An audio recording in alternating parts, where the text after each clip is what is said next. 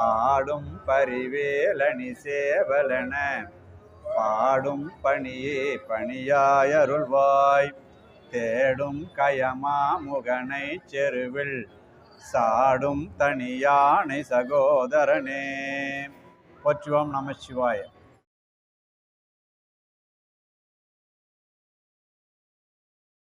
எல்லாம் அல்ல பரம்பொருளாகிய அம்மையப்பருடைய திருவருளினாலே இன்று நாம் கந்த புராணத்தை 118வது அமர்வாக சிந்திப்பதற்கு திருவருள் கைகூடியமைக்காக எல்லாம் அல்ல பரம்பொருளாகிய அம்மையப்பருடைய திருவடிகளை போற்றியும் இங்கே நமக்கு அருள்பாலித்து கொண்டிருக்கக்கூடிய முருகப்பெருமானுடைய திருவடிகளை போற்றியும் நாம் கந்த புராணத்திற்கு செல்வோம். போற்றுவோம் நமச்சிவாய.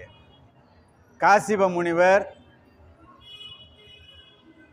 மாயை என்று சொல்லக்கூடிய அரக்கியனுடைய அழகிலே மயங்குகின்றார். பாதாதி கேசம் கேசாதி பாதம் அப்படின்னு சொல்லுவாங்க. அழகை வர்ணிக்கும் பொழுது தலை முதல் பாதம் வரை வர்ணித்தல், பாதம் முதல் தலை வரை வர்ணித்தல் அப்படின்னு சொல்லுவாங்க.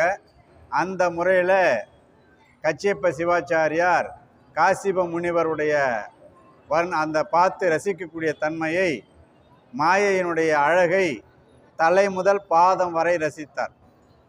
அதனுடைய அழகையெல்லாம் பார்த்துட்டு அதுக்கப்புறம் இவளுடைய சாயல் மயிலை போன்று இருக்கிறது.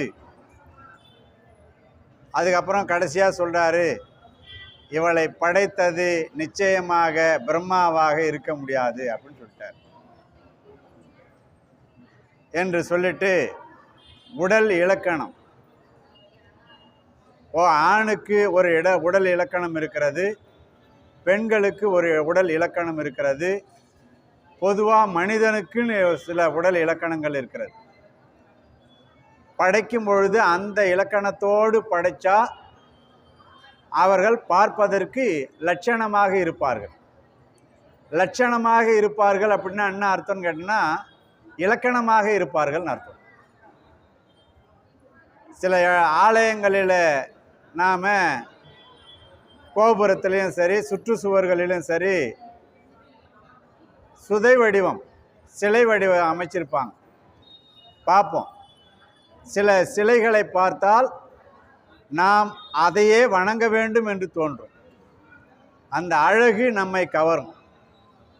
சில இடத்துல பார்த்தோம்னா முகம் நல்லா தலை பெருசாக வச்சுருப்பான், உடம்பெல்லாம் பார்த்தா சின்னதாக இருக்கும். சில இடத்துல பார்த்தோன்னா உடம்பு நல்லா உயரமாக நல்லா அஜானு பாகுவாக இருக்கும், தலை சின்னதாக மூட்டை பூச்சி மாதிரி வச்சுருப்பான். காரணம் என்னன்னு கேட்டிங்கன்னா கத்துக்குட்டிங்க செய்யக்கூடிய சிலைகள். இலக்கணம் தெரியாது. இலக்கணம் தெரியாமல் ஒரு உருவத்துக்கு முகம் இருக்கணும், கை கால் இருக்கணும், அந்த மாதிரி படைக்கணும், அந்த மாதிரி செய்யணும், செஞ்சுருவாங்க. ஆனால் எது எந்தெந்த அளவு இருக்கணும் அப்படின்றது அவர்களுக்கு தெரியாது. அதனால் அந்த உருவத்தை பார்க்கறதுக்கே நம்மளால் சகிக்காது. நம்முடைய பழமொழி ஒன்று இருக்கும், ஒவ்வொருத்தருக்கும் எண்சான் அளவு உடம்பு. நம்முடைய உடம்பு எண்சான் அளவு. அது யாருடைய கைன்னு கேட்டால் அவங்கவுங்க கையால் எண்சான் அளவு. ஒருத்தவங்க குள்ளமாக இருப்பான், உயரமாக இருக்கிறவங்க போய் 8 சாணி இல்லையே எண்சான் உடம்புன்னு சொன்னாங்களே அப்படின்னா குள்ளமாக இருக்கிறவன் அவங்க கையால் எண்சான் உடம்பு. இந்த இலக்கணம் எறும்புக்கும் பொருந்தும்னு சொல்கிறார் ஒருத்தர். எறும்பு அதுங்கையால் 8 சாணம் இருக்குமா அப்படின்னு சொல்லியிருக்காங்க. அந்த அளவுக்கு இந்த எண்சான் உடம்புல இலக்கணத்தில் எல்லாருமே என்ன பண்ணுறாங்க, நம்பிக்கை வைத்திருக்கிறார். நாம் பார்த்தோம்னா அங்கே 8 சாணம் அளந்து பார்த்தோம்னா தெரியும். இந்த கழுத்தோட ஒன்று, மார்போட ஒன்று, தொப்புளோட ஒன்று, கால் இணையம் இடத்துல ஒன்று, முட்டிக்காலுக்கு மேலே, முட்டிக்காலுக்கு கீழே, கணுக்கால், கணுக்கால்லேருந்து பாதம் முடிகிற இடம் மொத்தம் 8 சாணம். இதுதான் அளவு. இந்த அளவு தெரியாததுனால இப்படி நம்ம இப்படி கையை வச்சோம்னா கரெக்டாக 1 சாணம் இருக்கும். அப்போ அவன் தலை வைக்கிறான்னா அது மீதி இருக்கிறவுடைய 7.5 சாணம் மீதி அரை ஜான் இப்படி கால் பாதத்தில் வந்துடும், மீதி 7.5 உயரம் கீழே வரணும். மொத்தம் டோட்டலாக நிற்கிற உயரம் 7.5, அரை அடி என்ன பண்ணுவான், கால் பாதம் நீட்டில் வந்துடும். அப்போ அவன் தலை இருக்குன்னா அது கீழே 6.5 மடங்கு கீழே வரணும். அப்போ தான் அந்த உருவம் பார்க்கறதுக்கு அழகாக இருக்கும். அந்த மாதிரி ஒவ்வொரு இலக்கணமும் இருக்குது. 2 கண்ணு புருவம் இருக்குது, இதுக்கு நடுவில் இருக்கக்கூடிய அளவு எவ்வளோ இருக்கணும், 1 கண்ணு அளவு இருக்கணும். இதெல்லாம் இலக்கணங்கள். காதில் இருந்து நம்ம முகம் வரலையும் எவ்வளோ நீட்டு இருக்கணும், 1 கை அளவு நீட்டு இருக்கணும். இதெல்லாம் அந்த உடல் இலக்கணங்களுடைய அளவுகள். இதெல்லாம் தெரியாததுனால தான் என்ன பண்ணிடுறான், தவறாக சிலைகளை வடித்து விடுகிறார்கள். இப்போ காசிப முனிவர் என்ன பண்ணுறாரு, பிரம்மா கூட இந்த அளவுக்கு இலக்கண சுத்தமாக உருவத்தை படைக்க மாட்டார். ஆனால் இந்த மாயையானவள் எல்லா உடல் இலக்கணங்களும் பொருந்துமாறு 100%. ஏன்னா எல்லாருக்கும் என்ன இருக்குன்னு கேட்டால் ஒரு குறை இருக்கும். என்னதான் அழகாக இருந்தாலும் சரி, உடம்புல எங்கேனும் என்ன பண்ணோம், ஒரு குறை ஒன்று இருக்கும். பிரம்மா எதை படைத்தாலும் ஒரு குறையோடு படைச்சிருவான். நல்லா அழகாக இருப்பாங்க, திடீர்னு பார்த்தா அதுக்கிட்ட போய் பேச்சு கொடுத்தா பேச்சு வராது, ஆள் மட்டும் அழகாக இருக்கும். அந்த மாதிரி எல்லாருக்கும் ஒரு சின்ன சின்ன குறைகள் இருக்கும். ஆனால் எந்த குறையும் இல்லாத ஒரு வடிவம் யாருன்னு கேட்டால் மாயை தான். அதை தான் அவர் காசிப முனிவர் வியந்து கொண்டு இருக்கிறார்.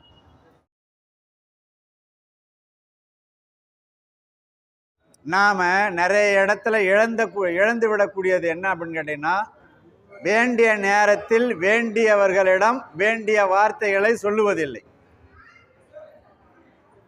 நாம் ஒன்றை விரும்புகிறோம் அப்படின்னா பெற்றோர்கிட்ட சொல்லணுமா, பெற்றோர்கிட்ட சொல்லி விரும்புவதை பெறணுமா, பெற்றோர்கிட்ட சொல்லிடணும். ஒரு பெண்ணை விரும்புறியா அந்த பெண்ணிட சொல்லிடணும். ஒரு பையனை விரும்புறியா அந்த பையன்கிட்ட சொல்லிடணும். அவன் சரியாக நினைக்கிறான் தப்பாக நினைக்கிறான், விரும்பினா வரட்டும், விரும்பாட்டி போகட்டும், ஒரு வார்த்தை சொல்லிடணும். அந்த மாதிரி சொல்லாததுனால தயக்கங்காட்டி இழந்தவர்கள் பலர். யாருக்கிட்ட கேட்டாலும் நான் அந்த பொண்ணை தான் கல்யாணம் பண்ணிக்கணும்னு நினச்சேன், ஆனால் நான் சொல்கிறதுக்கு முன்னே வேற ஒருத்தவன் சொல்லிட்டான், என்ன பண்ணுறதுன்னு தெரியல, கொஞ்சம் மிஸ் ஆகிடுச்சு. 100 பேர் இருக்கிறாங்க அப்படின்னா குறைஞ்சது 95 பேர் அவங்களுடைய வயசான அந்த இளமை பருவத்தில் விரும்பினவங்கள கல்யாணம் பண்ணிவங்களா இருக்க மாட்டாங்க. எல்லாருமே அந்த இளமை பருவத்தில் இவங்களை கல்யாணம் பண்ணிக்கணும்னு ஆசைப்படுவாங்க, ஆனால் கட்டின்னு வந்தது பண்ணார். இதுக்கெல்லாம் காரணம் என்னன்னு கேட்டோன்னா, நாம் நினச்சது சொல்லாதது தான். அதனால தான் காசிப முனிவர் என்ன பண்ணுறாருன்னு கேட்டிங்கன்னா, நினச்சாச்சு சொல்லிடுவோம் அப்படின்னு சொல்லிட்டு அந்த பொண்ணுக்கிட்ட போயிட்டு சொல்கிறார். என்று முன்னி அவ்வேந்திழை தன்முனம் சென்று, நன்று, நல்லதுமா, ரொம்ப நல்லது. இந்த காசிப முனிவன் காட்டிலே தவம் செய்யக்கூடிய இந்த இடத்திற்கு நீ வந்து உன்னை எனக்கு காட்சி கொடுத்தது ரொம்ப நல்லது. ஏன்னு கேட்டேன்னா, உன்னை மாதிரியான ஒரு பேரழகை இதுவரையில் நான் பார்த்தது இல்லை என்று அவங்கக்கிட்ட சொல்கிறாங்க. அதுக்கப்புறம் சொல்கிறார், மேலும் சொல்கிறார், யாது நின் குலம்.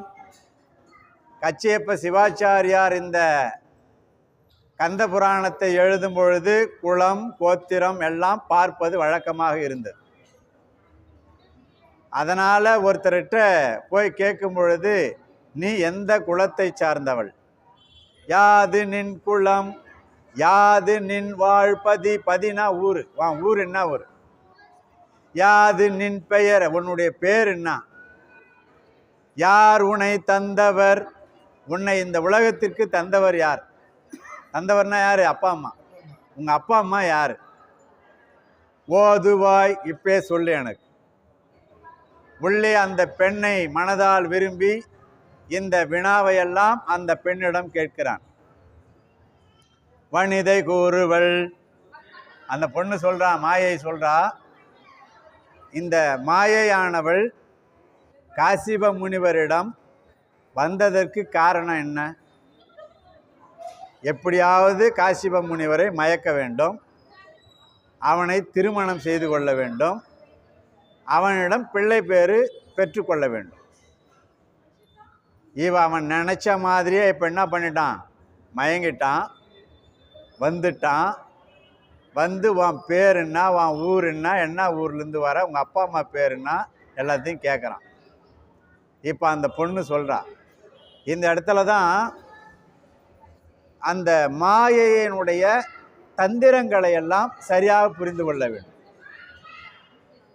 ஒரு பெண்ணு என்னதான் ஒரு ஆடவனை விரும்பினாலும் அதை நேரடியாக போட்டு உடைச்சி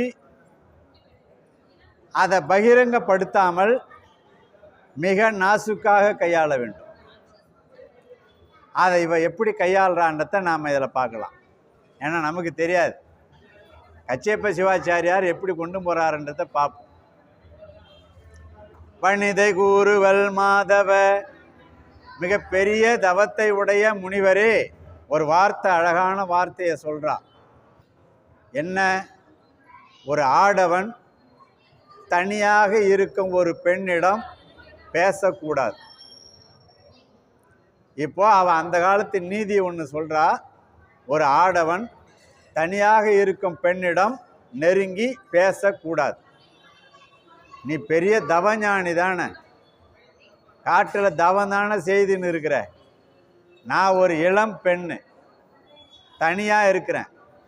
தனியாக இருக்கிற இடத்துல நீ இளம் பெண்ணிடம் நெருங்கி பேசுறதே தப்பு. இதில் வேற நீ பெரிய தவஞானி வேற. இவ்வளோ தவம் செய்கிற ஆளு நீயே இந்த மாதிரி முதல்ல கிட்ட உன் பேர் என்ன, ஊர் என்னான்னு கேட்கலாமா? உன் வேலை என்னது? தவம் செய்கிற. அதை பார்க்காம நீ இன்னும் இங்கே பார்வை வேண்டி கிடக்குது. நான் எந்த ஊராவது இருந்துட்டு போகிறேன், என் பேர் எதுவாவது இருந்துட்டு போகுது, எங்கள் அப்பா அம்மா யாராவது இருந்துட்டு போகிறாங்க, உனக்கு என்ன கிடக்குது? நீ தவம் செய்கிற வேலை தானே பார்க்குற, அதை பார்க்க வேண்டியதானே அப்படின்னு அந்த பொண்ணு சொல்லுது. அதனால் குற்றமில்லாத நல்ல தவத்தை ஒழித்து பெண்களிடம் நெருங்குவது மிக தவறான செயலாகும். அந்த மாதிரி செயலெல்லாம் நீங்கள் செய்யாதீங்க. நேர்மை இல்லாத மானிடர்கள், காமுகர்கள், கயவர்கள், இவர்கள் தான் இந்த வேலையெல்லாம் செய்வாங்க. உங்களைப் போல ஒழுக்கமானவர்கள் இதெல்லாம் செய்யக்கூடாது. அதனால் என்னை நெருங்குவது முறையாகாது. அதனால் நீங்கள் போய் உங்கள் கடமையை செய்யுங்க, நான் என் வேலையை நான் பார்க்குறேன், உனக்கு என்ன கிடக்குது என்று முனிவரை அவர் அனுப்பி வைக்கிறான். போங்க, போய் தவம் செய்யுங்க போங்க அப்படின்றான். அதுக்கு முனிவர் பதில் சொல்கிறார், எல்லாரும் தவம் செய்கிறாங்க, ஏன் தவம் செய்கிறான்? இரணியன் தவம் செய்தான், ராவணேஸ்வரன் தவம் செய்தான், பல்வேறு அசுரர்கள் தவம் செய்தார்கள், பிரம்மா தவம் செய்தார், திருமால் தவம் செய்தார், எல்லா தேவர்களும் தவம் செய்கிறாங்க. எதுக்கியா தவம் செய்கிறாங்க? எதுக்காக தவம் செய்கிறாங்க? முக்தி கிடைக்கணும்னு. நல்ல அருமையான வார்த்தை, சூப்பரான வார்த்தை. ஆனால் எல்லாருமே முக்தி கிடைக்கணும்னு தவம் செய்கிறாங்களா? இல்லை, எல்லாரும் ஏதோ ஒரு வரம் வேண்டி தவம் செய்கிறார். எனக்கு இந்த வரம் வேணும், எனக்கு இந்த வரம் வேணும். நான் அர்ஜுனன் தவம் செய்கிறான். எதுக்கு தவம் செய்கிறான்? சிவபெருமான்கிட்டருந்து வில்ல வாங்கணும், வில்ல வாங்கி எதிரியை அழிக்கணும், அதுக்கு தவம் செய்கிறான். இந்த மாதிரி ஒவ்வொருத்தருமே ஏதோ ஒரு காரணத்திற்காக தவம் செய்கிறார்கள். நான் பிரம்மச்சாரியா இருந்து தவம் செய்தேன், ஏன் தெரியுமா? உன்னை திருமணம் செய்வதற்குத்தான் தவம் செய்தேன்ட்டான்.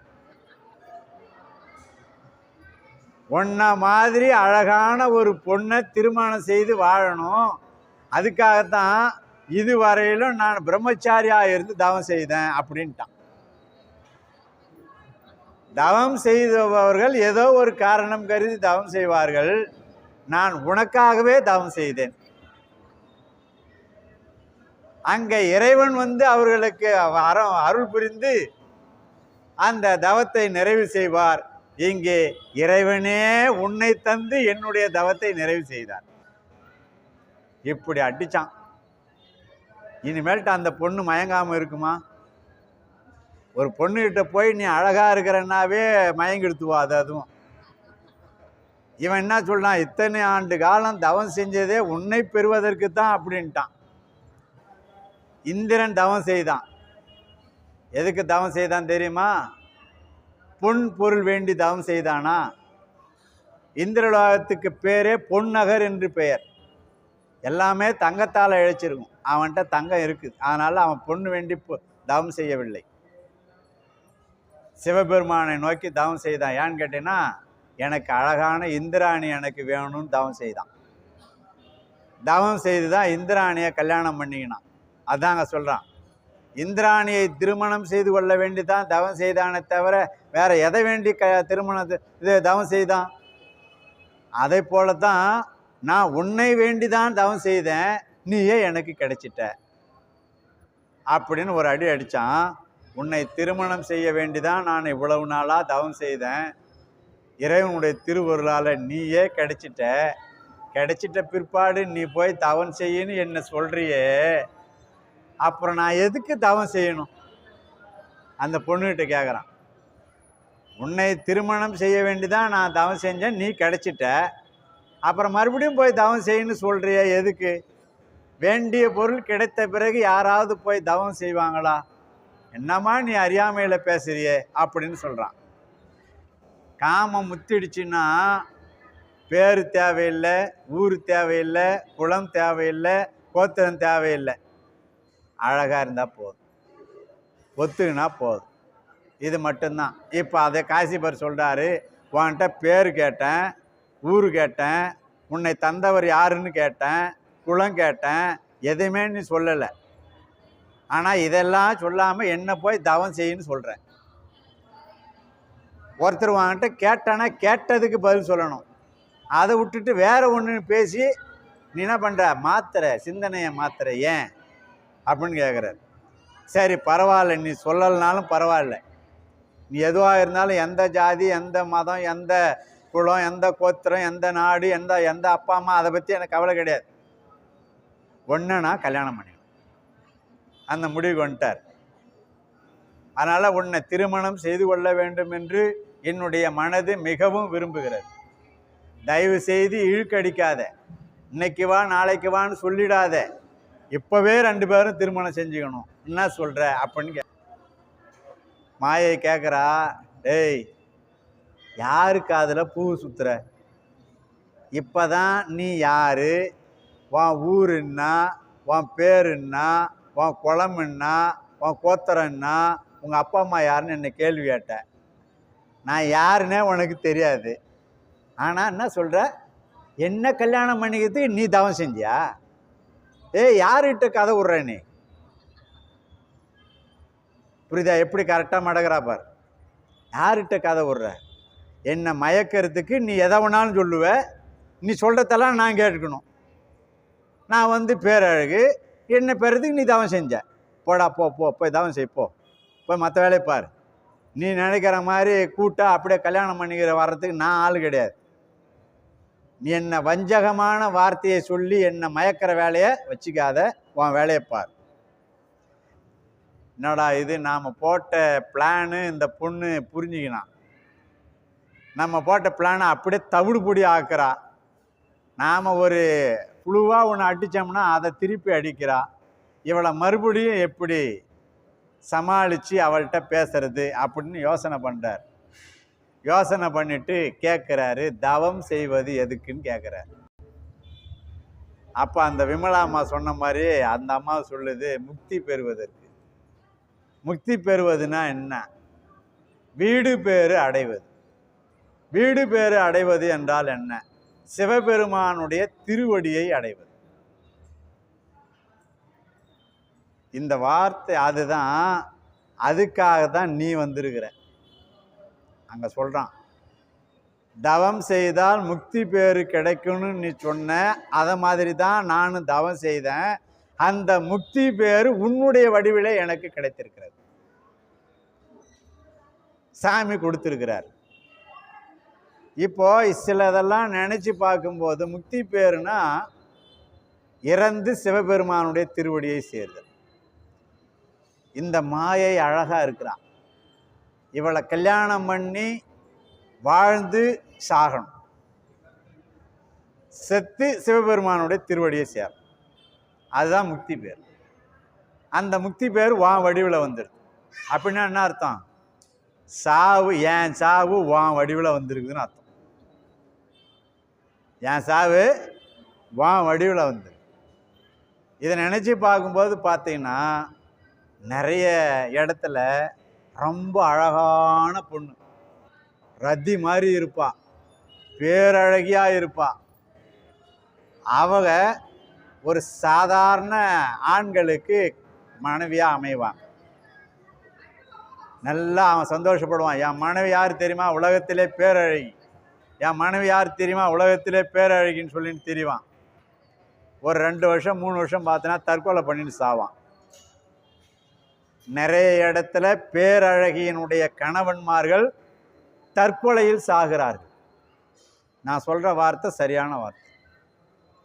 நிறைய இடத்தில் பேரழகியினுடைய கணவன்மார்கள் தற்கொலையால் சாகிறார்கள். ஏன்னா அந்த பேரழகை வைத்து சமாளிப்பதற்கான ஆற்றல் அவர்களிடம் இல்லை. எது எப்படியோ முக்தி அவர்களுக்கு கிடைக்குது. பேரழகின் மூலமா என்ன கிடைக்குது? முக்தி கிடைக்குது. அதுதான் இவர் சொல்றாரு, தவம் செய்தால் முக்தி கிடைக்கும், அந்த முக்தியானது உன் வடிவிலே எனக்கு கிடைத்திருக்கிறது, நான் சொன்னது ஒன்றும் பொய் இல்லை, எனக்கு வரம் சாமி வான் வடிவில் கொடுத்துருக்கிறாரு அப்படின்னு மறுபடியும் சொல்றாரு. ஆகவே அருள் செய்வதற்காகவே நீ வந்திருக்கின்றாய் அப்படின்னு சொல்றான். இதெல்லாம் மற்ற எனக்கொரு பேரில்லை, உன்னை திருமணம் செய்து கொள்வதை விட எனக்கு இந்த உலகத்தில் வேறு பேரு இல்லை, வேறு அதிர்ஷ்டம் கிடையாது. நான் வாழ்க்கையில ஒன்றை பெற வேண்டுமானால் அது நீ மட்டும்தான், உன்னை மட்டும்தான் பெறணும். இப்போ சிவபெருமானே வந்து வேற ஏன்னா வரம் கேட்டார்னா நான் கேட்க மாட்டேன், எனக்கு இந்த பெண்ணை திருமணம் செய்து கொடுன்னு கேட்பேன். அது அவரே அனுப்பிட்டார் அப்படின்னு சொல்கிறான். நீ என்ன ஊர் ஏது ஊருன்னு கேட்ட, நான் இமயமலையில் வடபால் பகுதியில் ஒரு பகுதியில் போய் சேரணும். தென்பாலில் இருந்து தெற்கு பகுதியில் இருந்து வடக்கு நோக்கி சென்று கொண்டிருக்கிறேன். நடுவில் கொஞ்ச நேரம் இளைப்பாறுதலுக்காக நின்ன. நீ நினைக்கிற மாதிரி யாரையாவது கல்யாணம் பண்ணிக்கணும், வாழணும், இல்லை உனக்கு நான் முக்தி தரணுன்றதுக்காகலாம் கிடையாது. அதனால் என் வேலையை நான் பார்க்கணும். நான் வடக்கு நோக்கி பயணம் செய்கிறேன், நீ உன் வேலையை நீ பார், மரியாதை போய் தவம் செய், இந்த மாதிரி கண்டதெல்லாம் நினச்சி புத்தியெல்லாம் பிசகடிக்காத போ அப்படின்னு சொல்கிறான். பெரிய தவ வல்லமை உடையவரே, நான் அந்த இடத்திற்கு விரைவாக செல்வேன்னு போறையே, பெண்ணே கொஞ்சம் நில்லு, ஏரிக்காரன் மேலே போகிற பொண்ணே கொஞ்சம் நில்லு, நான் சொல்லுறத கேட்டு அப்புறம் செல்லு அப்படின்ற மாதிரி இவர் என்ன பண்ணுறாரு, இமயமலையினுடைய வடக்கு திசை நோக்கி போகக்கூடிய பெண்ணே கொஞ்சம் நில்லு, நான் கேட்கறத கொஞ்சம் கேட்டுக்கின்னு செல்லு அப்படின்றார். நீ ஒன்றும் கவலைப்படாதம்மா, மாமன் நான் இருக்கேன், நீ தூரம் நடந்து போய் இமயமலையை போய் அடைவதற்கு நேரமாகும். நான் விரும்பியதை நீ கொடு, நீ விரும்பியதை நான் தருகிறேன். அந்த இமயமலை உனக்கு வேணும் அதானே, ஒரு நிமிஷத்தில் இமயமலை நான் இங்கே வர வைக்கிறேன். கங்கை நதி உனக்கு வேணும் அதானே, ஒரு நிமிஷத்தில் நான் கங்கை நதி இங்கே வர வைக்கிறேன். கங்கை முதலான 7 சப்த நதிகளையும் நான் இங்கே வர வைக்கிறேன். நீ என்னை விட்டு போவாது. திருமால் உலகம் வேண்டுமானாலும் நான் இங்கே வர வைக்கிறேன், தேவலோகம் வேண்டுமானாலும் நான் இங்கே வர வைக்கிறேன். உனக்கு என்ன வேணும் சொல்லு. அதை நான் என்னுடைய தவ வலிமையினால் இங்கே கொண்டு வருகிறேன். ஆனால் நீ மட்டும் எங்கேயும் போயிடாது அப்படின்னு அவருடைய தவ வலிமையை பெண்களிடத்தில் ஆண்கள் தங்களுடைய வலிமையை காட்டுவார்கள், திறமையை காட்டுவாங்க.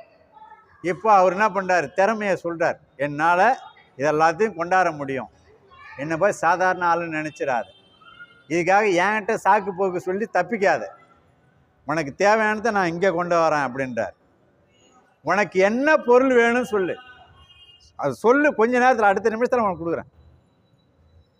வேறு ஏதாவது பொருள் மேலே ஆசைன்னா என்கிட்ட சொல்லு, எனக்கு இத்தனை பெரிய மாடி வீடுன்னு வேணும்னு சொல்லு, 100 அடுக்கு மாடி வேணுமா சொல்லு, அடுத்த ஒரு நிமிஷத்தில் 100 அடுக்கு மாடி நான் கட்டித்தரேன் உனக்கு. இதெல்லாம் நிமிஷ கணக்கில் தெரியுங்க, செய்து தருவோம். அந்த அளவுக்கு என்கிட்ட திறமை இருக்கு. அதனால அப்பொருள் யாவையும் அழிப்பன், நீ என்ன பொருள் சொல்லி எல்லா பொருளையும் நான் தரேன். அழிப்பன் அக்தலால் மெய்ப்புதல்வர் வெக்கினம் விதிர்ப்பானவர் தம்மை ஒப்பிழை இவர்கெனவும் உம்பரிடை உய்ப்பேன். அதனால என்ன வேணாலும், தேவலோகமே வேணாலும் எல்லாத்தையும் இங்கே இறக்கி வைக்கிறேன். அதனால உன்னை ஒரு உயர்ந்த இந்திராணி பதவியில் உனக்கு வேணும்னு ஆசைப்படுறியா, ஒரு உயர்ந்த பதவியில் கூட நான் உன்னை உட்கார வைக்கிறேன், என்ன நினைக்கிறியோ எதை வேணாலும் செய்கிறேன் அப்படின்னு சொல்கிறார். அந்த மிகு மேனகை, இந்த உலகத்திலே பேரழகியாக இருக்கக்கூடிய ரம்பை, மேனகை, ஊர்வசி எல்லாரையும் கூப்பிட்றேங்க. கூப்பிட்டு அவங்க மற்றவங்களுக்கு தான் உலக அழகி, உனக்கு அவள் வேலைக்காரி. ரம்பையை கூப்பிட்டு உனக்கு வேலை செய்ய சொல்கிறேன், ஊர்வசியை கூப்பிட்டு உனக்கு பாத்திரம் வளர்க்க சொல்கிறேன். இந்த மாதிரி சொல்லி எல்லாரையும் உனக்கு கொண்டாந்து உனக்கு கீழே வேலை செய்ய சொல்கிறேன் நான், நீ ஒன்றும் கவலைப்படாது அப்படிங்கிறான். என் உயிர் வாங்கிட்ட இருக்கு, என் உயிரை கவர்ந்துன்னு நீ போயிடாது, ஒரு வார்த்தை சொல்லு போதும், 2 பேரும் திருமணம் செய்துன்னு சந்தோஷமாக வாழலாம் அப்படின்னு சொல்கிறான்.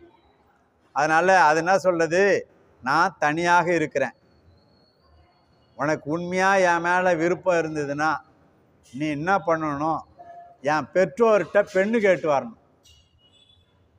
முறையான ஒரு நல்ல ஆம்பளையாக இருந்தால் நீ என்ன பண்ணணும், எங்கள் அப்பா அம்மா கிட்ட உங்கள் பொண்ணு அழகாக இருக்கிறா, நான் திருமணம் செய்துக்கிறேன், அந்த பொண்ணு என்ன விரும்புகிறாளோ எல்லாத்தையும் என்னால் செய்ய முடியும், எல்லா வசதியும் என்னால் செய்ய முடியும், எனக்கு உங்கள் பொண்ணை கொடுங்கன்னு நீ அவங்கக்கிட்ட கேட்கணும்.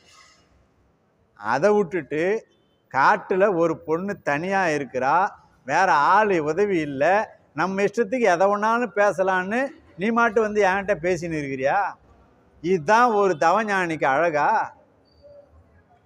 இது மூலமாக நாம் தெரிந்து கொள்ள வேண்டியது என்னன்னா, உலக இலக்கணம் இதுதான். ஒரு பெண்ணு தனியாக இருக்கிறா அப்படின்றதுக்காக நாம் எதை வேண்டுமானாலும் பேசிடக்கூடாது. இது நமக்கு மாயை உணர்த்துகின்ற பாடம். நீ முறையாக என்ன பண்ணணும், பெண்ணு கேட்டு வரணும். நம்முடைய தமிழ் கலாச்சாரத்தினுடைய மரபு அதுதான். 2000 வருஷத்துக்கு முன்னாடி அகப்பொருள் இலக்கணம் படைத்தான். உலகத்திலேயே வாழ்க்கைக்கு இலக்கணம் படைத்தவன் தமிழன் மட்டும்தான், வேறு எந்த மொழிகளும் கிடையாது. லட்சக்கணக்கான மொழிகள் உலகத்திலே பேசப்படுகிறது, லட்சக்கணக்கான மொழி, 1000 மொழி கிடையாது, லட்சக்கணக்கான மொழிகள் பேசப்படுகிறது. ஆயிரக்கணக்கான மொழிகளுக்கு இலக்கணங்கள் இருக்கின்றன. அதில் வாழ்க்கைக்கு இலக்கணம் படைத்த ஒரே மொழி தமிழ் மொழி மட்டும்தான். அது அக வாழ்க்கை புற வாழ்க்கை என்று சொல்லக்கூடிய இலக்கணம். அகப்பொருள் இலக்கணம், புறப்பொருள் இலக்கணம்.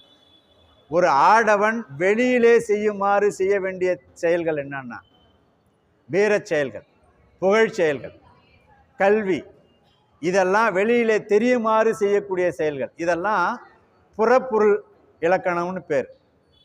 வெளியிலே சொல்லாமல் உணர்ந்து கொள்ளுமாறு செய்யக்கூடிய செயல்கள் என்ன, அது என்னன்னு கேட்டீங்கன்னா, காதல் ஒழுக்கம், மனைவி, திருமணம், இதெல்லாம் வெளியில் தெரியக்கூடாது. குடும்ப ரகசியம் வெளியே தெரியக்கூடாது.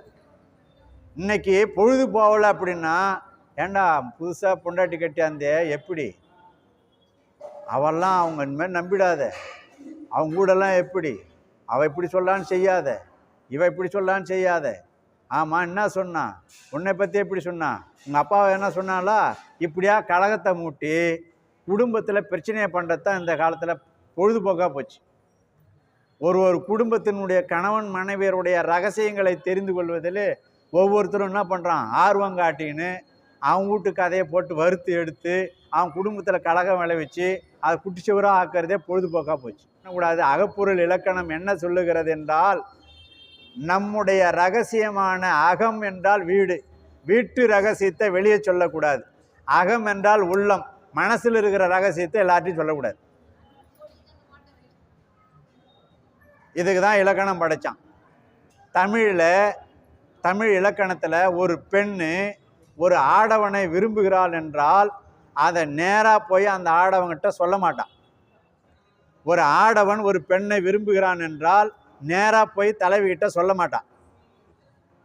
அப்போ என்ன சொல்லுவான்னு கேட்டால், நண்பர் மூலமாக சொல்லி அனுப்புவான்.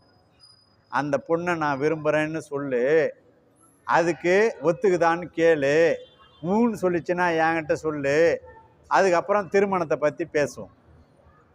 அந்த தலைவி என்ன பண்ணுவா, ஒரு தோழி மூலமாக நான் அந்த தலைவனை விரும்புகிறேன்னு போய் சொல்லு, அவனுடைய மனப்பாங்க தெரிஞ்சுக்கணுவா. இப்படி நண்பர்கள் மூலமாக அவங்க என்ன பண்ணுவாங்க, தங்களுடைய நெருங்குதலை சொல்லுவாங்க, ஒப்புதலை சொல்லுவாங்க.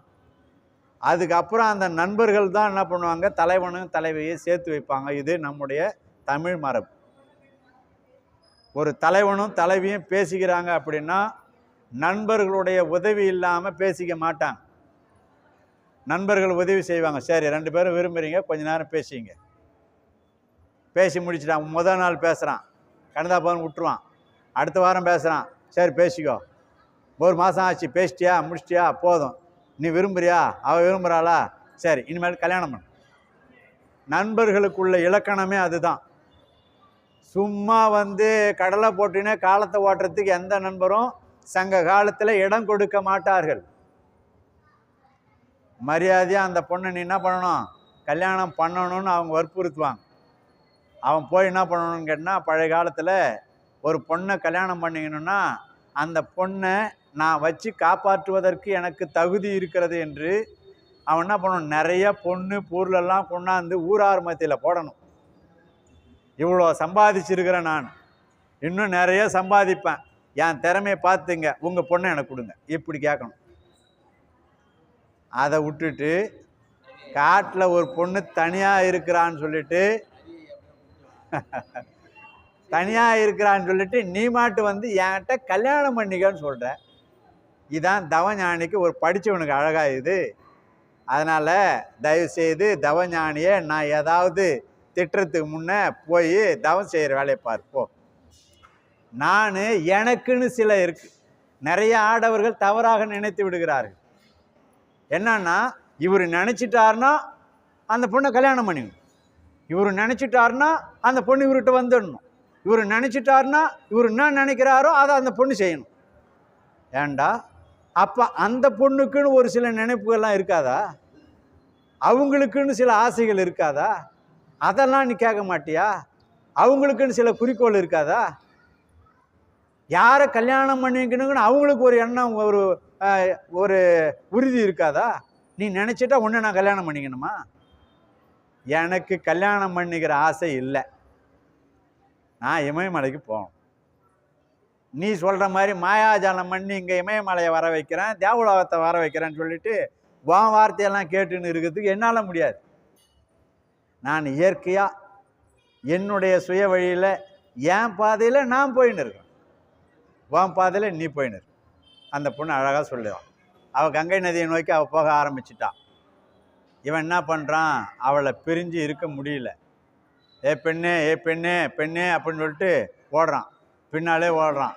அவளும் போயினேங்கிறா, இவனும் பின்னாலே தோடுறான். திடீர்னு போயிட்டு அவள் மாயை, அவள் பேருனா மாயை, அவள் வேலை காட்ட ஆரம்பிச்சிட்டான். அப்படியே டக்குன்னு மறைஞ்சிட்டான். அவ்வளோதான். மறைஞ்சிட்டு இவன் என்ன தான் பண்ணுறான் பார்ப்போம் அப்படின்னு சொல்லிட்டு மறைஞ்சு நின்று இவனுடைய செய்கைகளை எல்லாம் கவனிக்கின்றான். மறைஞ்சிட்டான். இப்போ இவனால் தேடி கண்டுபிடிக்க முடியல. இதுதான் வலையில் விழுந்த எலி அப்படின்னு பேர். என்னதான் அறிவு ஞானம் முக்காலம் உணரக்கூடிய ஆற்றல் இருந்தாலும், காசிப முனிவருக்கு இவ்வளோ ஆற்றல் இருந்தாலும் இந்த பொண்ணு யாருன்னு அவரால் கண்டுபிடிக்க முடியல. காரணம் என்ன? அறிவு வேலை செய்யல, அங்க ஆசை வேலை செஞ்சிடுச்சு. மனம் போன போக்கிலே நீ போக வேண்டாம். சென்ற இடத்து தீது ஒரியை நன்றின்பால் உய்ப்பது அறிவு. மனசு கண்ட இடத்துல போகும், அதுக்கு அளவு கிடையாது, வரமுறை கிடையாது. அந்த மனசை கட்டுப்படுத்தி இது நல்லது, இங்கே நீ செய், இந்த இடத்துக்கு போவாத, இது தீயது என்று அறிவு வேலை செய்யணும். அதை தடுத்து நிறுத்தி நல்லதின்பால் செலுத்தணும். அதுதான் அறிவு. நாம் ஆசையில் விழுந்துட்டோம் அப்படின்னா அறிவு வேலை செய்யாது. அதுதான் எலி பொறி கதை. எலிக்கு உள்ள ஆற்றலே என்னன்னு கேட்டிங்கன்னா, மரத்தை அரிக்கும், கடிச்சு குதறி வலை மாதிரி நோண்டி ஒரு கதவையே பெரிய அரிகாலையே ஓட்ட போட்டு வருவார். அந்த அளவுக்கு ஆற்றல் படைத்தது எலி. ஆனால் அதுக்கு நாம் பொறி வைக்கிறோம், மிஷினு. ஆனால் அதில் ஒரு கருவாடு துண்டியோ இல்லை ஏதோ ஒன்று மாட்டி வச்சோம்னா அது வருவார், ஆசைப்படுவார், வாசனையாகுது, சாப்பிட்டா இந்த கருவாடை தான் சாப்பிட்ணும் அப்படின்னு சொல்லிட்டு பேராசையில் அந்த கருவாடை திங்க போய் வலையில் மாட்டிக்குவார். ஆனால் அது நினச்சிது அப்படின்னா மரத்தால் இருக்கக்கூடிய அந்த எலிப்பொறியை குதறி கடிச்சு என்ன பண்ணலாம்?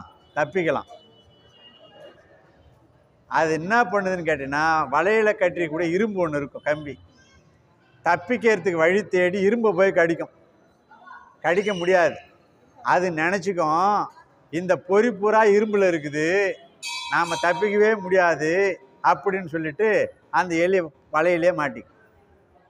அந்த மாதிரி தான் இந்த காசிப முனிவர் எவ்வளவு சிறந்த ஞானம் படைத்தவராக இருந்தாலும் தன்னை மயக்கியவள் மாயை என்று சொல்லக்கூடிய அரக்கி என்பதை இவர் கண்டுபிடிக்கலாம். ஆனால் மதி வேலை செய்யலை. அங்கே அழகுக்கு மயங்கிட்டார். அழகுக்காக இப்போ சுற்றி கிடக்கிறார். எங்கே போனால் அந்த பொண்ணை காணாமே தேடுறா. ஏ பெண்ணே எங்கே போன தேடுறார்.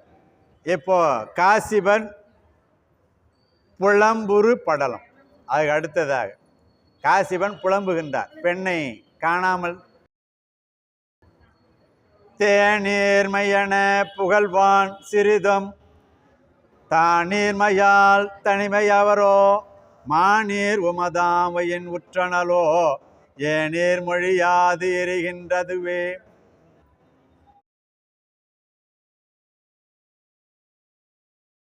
காதல் முத்தி போச்சுன்னா பார்க்குறவங்க கிட்டெல்லாம் புலம்புவாங்க.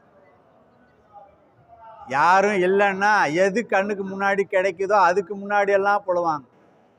அதுக்கு பேர் காதல் நோயின்னு பேர். இந்த காதல் நோயை பற்றி நாம் ஏற்கனவே ஒருத்தருக்கு பார்த்தோம். யாருக்கு? இந்திரனுக்கு காதல் நோய் வந்து கண்ணா புண்ணான்னு திரிஞ்சு காணந்தான். ராத்திரி பூரா லோல் போட்டான். பொழுது வெடிஞ்சு தான் அவனுக்கு அறிவு வேலை செஞ்சுது. அந்த மாதிரி இப்போ இந்த மாயை பிரிந்தவுடன் காசிபனுக்கு காதல் நோய் வந்து விட்டது. திரியிறான், திரிஞ்சு அங்கங்கே பார்க்குறான். எங்கேயாவது என்னுடைய தலைவியை பார்த்தீங்களா? அப்படியே திரியும்போது ஒரு மான் ஒன்று போகுது. மானே, உன்ன மாதிரி தான் அழகாக இருப்பாயான் தலைவி, ஒருவேளை என்னுடைய தலைவியை நீ பார்த்தியா கேட்குறான். அது மாட்டு போடுது. சொல்லாமல் பதில் சொல்லாமல் போறியே அப்படின்னு அந்த மானை கேட்குறான். அதுக்கப்புறம் கலைமான், ஆண்மான் வருது. இந்த கலைமானே, எந்தெந்த பெண்மானெல்லாம் அழகாகுதுன்னு சுற்றி திரிவ, என்னுடைய தலைவியும் அழகானவ தான், நீ இந்த அழகானதெல்லாம் பார்த்து திரியும் போது என்னுடைய தலைவியை நீ பார்த்தியா அப்படின்னு கேட்குறான். அதுக்கப்புறம் களிர் யானையை பார்க்குறார். யானையை பார்த்து கேட்குறார், எப்பொழுதும் உன்னுடைய மனைவியான யானையோடைய போயின்னு இருக்கிற, என்னுடைய மனைவியாகிய தலைவியை நான் காணாமல் திரிஞ்சுன்னு இருக்கிறேன், நான் துன்பப்படுறது உனக்கு தெரியாதா? கொஞ்சம் கருணை காட்டி என் தலைவி எங்கேயாவது இருந்தா பார்த்து கொஞ்சம் கூட்டாந்து என்கிட்ட விடான் அப்படின்னு சொல்லிட்டு யானைகிட்ட புலம்புறார். வண்டுகளை பார்த்து மொய்க்கின்றார். ஒவ்வொரு மலராக போய் போய் பார்த்து பார்த்து நல்ல தேன் இதுன்னு அங்கங்கே பார்த்து மொய்க்கிறீங்க. வண்டுகள் மொய்க்கின்ற அழகான மலர்களை சூடியவள் என்னுடைய தலைவி. அப்படி மொய்க்கும் போது என்னுடைய தலைவியை பார்த்தேன்னா சொல்லு, உன்னுடைய தலைவன் உனக்காக காத்துன்னு இருக்கிறான். அந்த ஒரு பாட்டு ஒன்று வரும், கங்கை கரை காற்றே நில்லு, வஞ்சிதனை பார்த்தா சொல்லு, காற்றே பூங்காற்றே என் கண்மணி அவளை கண்டால் நீயும் காதோரம் போய் சொல்லு. அப்படியே ஒன்று ஒன்றா சொல்லுவார். அந்த மாதிரி இந்த வண்டுகளை பார்த்து சொல்றார், வண்டே வண்டே நீ எல்லா மலரையும் வைத்து அங்கங்கே தோட்டம் பூரா திரிஞ்சுன்னு இருக்கிற. அப்படியெல்லாம் போகும்போது என் தலைவியினுடைய கூந்தலிலே வைத்திருக்கின்ற மலரில் இருக்கக்கூடிய தேனை சாப்பிட்றதுக்காக போவ. அப்படியே போகும்போது தலைவி காதலை சொல்லு, காசிப முனிவர் உனக்காக காத்துனுக்கிறான்னு சொல்லு வண்டுகிட்ட. அப்புறம் குவளை மலரை பார்க்குறார். அது என்ன பண்ணுது, அழகாக பூத்து இருக்குது. குவளை மலரே, உன்ன மாதிரி தான் என் தலைவனுடைய கண் அழகாக இருக்கும். நீ எப்படி அழகாக இருக்கியோ அதே மாதிரி என் தலைவனுடைய கண் அழகாக இருக்கும். ஆனால் என்னை பார்த்து ரசிக்கக்கூடிய தன்மையில் நான் இல்லை. நீ எப்படியாவது வேண்டிக்கோ, என்னுடைய தலைவி கிடைக்கணும்னு அப்படின்னு அதுகிட்ட சொல்கிறார். இந்த நேரம் பார்த்து நீ என்ன பண்ணுற, கண்ணை காட்டி சிரித்து கொண்டு இருக்கின்றாய் அப்படின்னார். அதுக்கப்புறம் சந்தன மரத்தை பார்த்து கேட்குறார், செந்தா மரமேல் திருவாம் எனவே வந்தால் தனியே மயல் செய்து அகழ்வாள், அந்தோ அந்தோ வினவா அவளை கொணர்வான் சந்தா இளையன் சந்தே உரையாய். அதனால் எங்கே பார்த்தாலும் தேடி தேடி திரிஞ்சு முடிச்சுட்டு செந்தாமரை மலரில் வீற்றிருக்கும் லட்சுமியை போல அழகு வாய்ந்தவள் என்னுடைய தலைவி. ஆனால் அவளை தேடி கொண்டு வர்றதுக்கு சந்தன மரமே, நீ வாசனை அடிச்சேன்னா உன்னை தேடி நிறைய பேர் வருவாங்க. அதனால் என்னுடைய தலைவி இருக்கிற பக்கம் சந்தன வாசத்தை கொஞ்சம் வீசு, அவள் வருவா, நான் திருமணம் செஞ்சுக்கிறேன் என்று ஒவ்வொரு இதுவாக அன்னப்பறவையை பார்த்து கேட்குறார். அன்னப்பறவையே, கணவன் மனைவியாக நீங்கள் மட்டும் சந்தோஷமாக திரியிறீங்க, நான் தலைவி இல்லாமல் நான் கஷ்டப்படுறேன், ஆனால் என்னுடைய தலைவி என்னிடம் சேரணும்னு நீங்கள் வேண்டிக்கிங்க அப்படின்னு அன்னப்பறவை பார்த்து சொல்கிறார். இந்த மாதிரி வேங்கை மரங்களை பார்த்து சொல்கிறார். வேங்கை மரம், முருகப்பெருமான் வள்ளியோடு சேருவதற்கு துணையாக இருந்தது எது, வேங்கை மரம் தான். அந்த மாதிரி அவங்களெல்லாம் சேர்த்து வைக்கிறதுக்கு வேங்கை மரம் நீ உதவி செய்கிற, என் தலைவியை சேர்த்து வைக்கிறதுக்கு நீ உதவி செய்யக்கூடாதா? அந்த மாதிரி வேங்கை மரத்துக்கு தாமரை, மன்மதன், இந்த மாதிரி ஒன்று ஒன்றா சொல்கிறாரு. இந்த வேங்கை மரத்தோட இன்றைய சிந்தனையை நாம் நிறைவு செய்வோம். 1877வது பாடல் 6 எழுத்து மந்திரத்தை 6 முறை சொல்லி நாம் முருகப்பெருமானுடைய திருவருளை பெறுவோம். ஓம் சரவண பவா. என்னாடுடைய சிவனே போற்றி, எந்நாட்டவர்க்கும் நிறைவா போற்றி, காவாய் கனகத்திரளே போற்றி, கைலை மலையானே போற்றி போற்றி. எல்லாம் வல்ல எம்பெருமானே, இந்த 118வது கந்தபுராண அமர்விலே கலந்து கொண்ட சிறிதேனும் செவிமடுத்த அன்பர்கள் இந்த ஆலயத்திலே தங்களுடைய திருமுன்பே நின்று என்ன வேண்டிக் கொள்கிறார்களோ அவருடைய வேண்டுதலை எல்லாம் ஏற்று அல்புரிமாறு வேண்டுகின்றோம். போற்றுவோம் நமச்சிவாய. வாங்க வழிபாடு.